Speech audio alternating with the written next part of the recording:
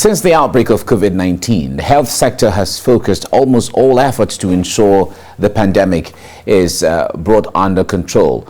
Unfortunately, this has crippled response and attention to other diseases and ailments. One of such diseases requiring constant monitoring is a sickle cell anemia.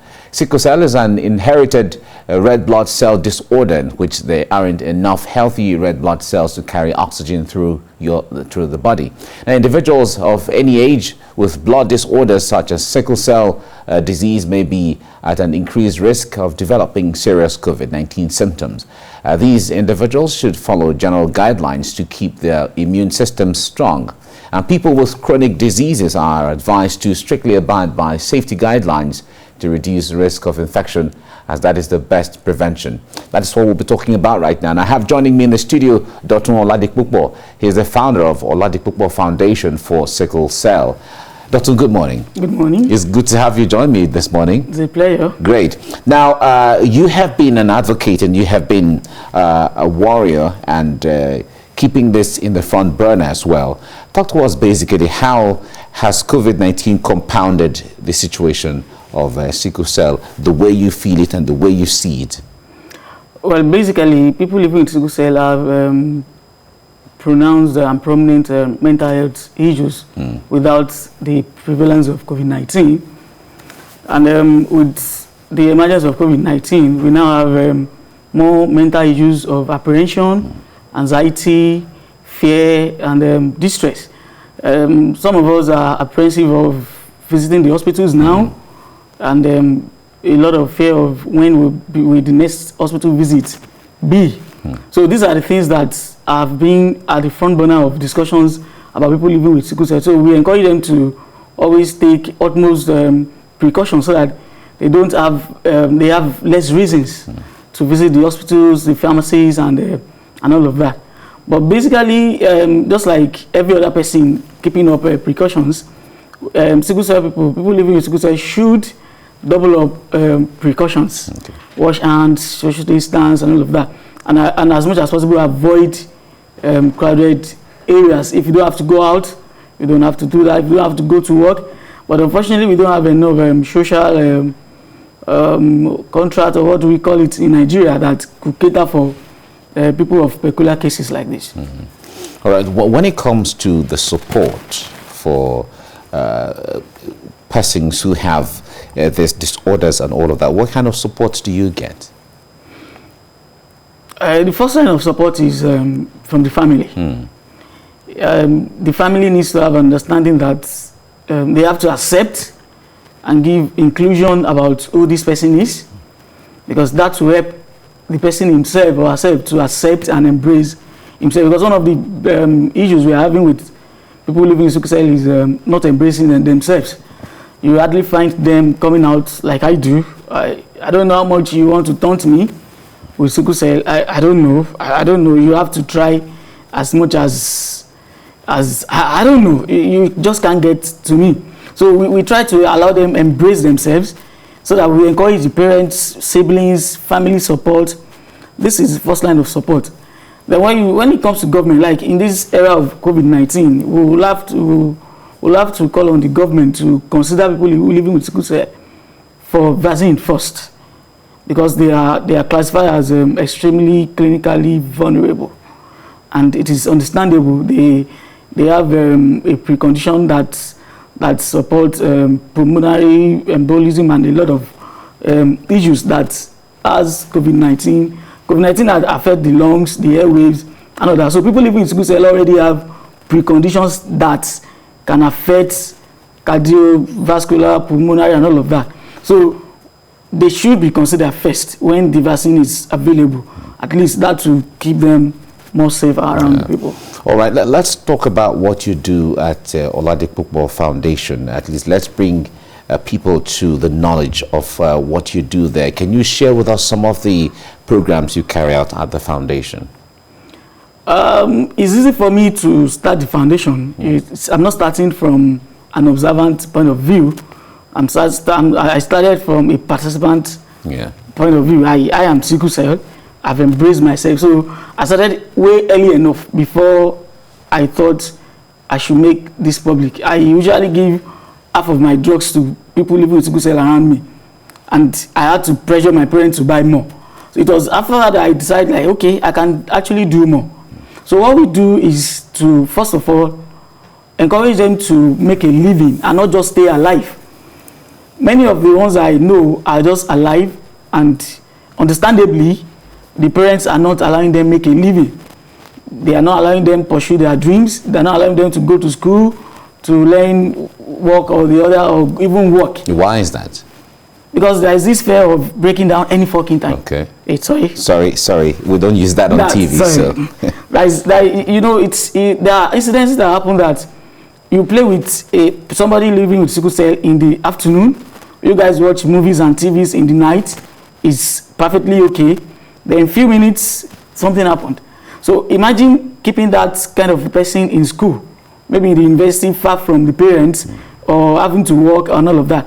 So many of them are only fighting to stay alive. But with our foundation, we are trying to help them not only stay alive, but to live. It's a different thing to stay alive, and it's a different thing to live. It's not good to just be alive and not living your life because you are sickle cell.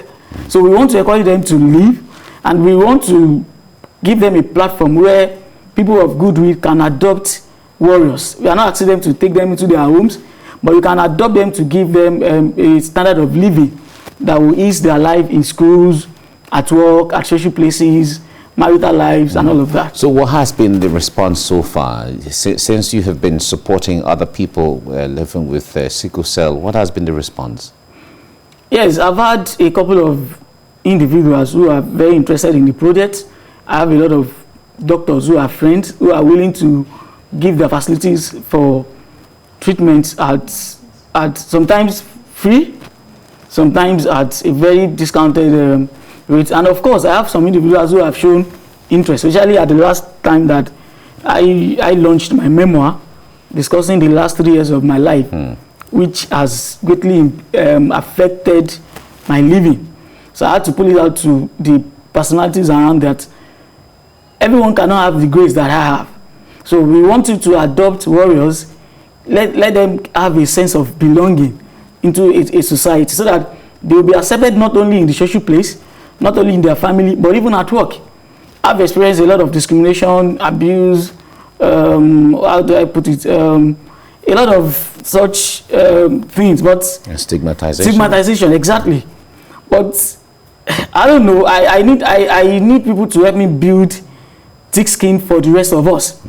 Like me, I don't know how I've been wired over the years, but you can hardly stigmatize me and it gets to me. But we need to bring up people who are younger, people who have not been expressive enough, so that they don't get stigmatized and get affected by all of this. They need to live their life. I remember when I came back from surgery, I had challenges in getting back to work.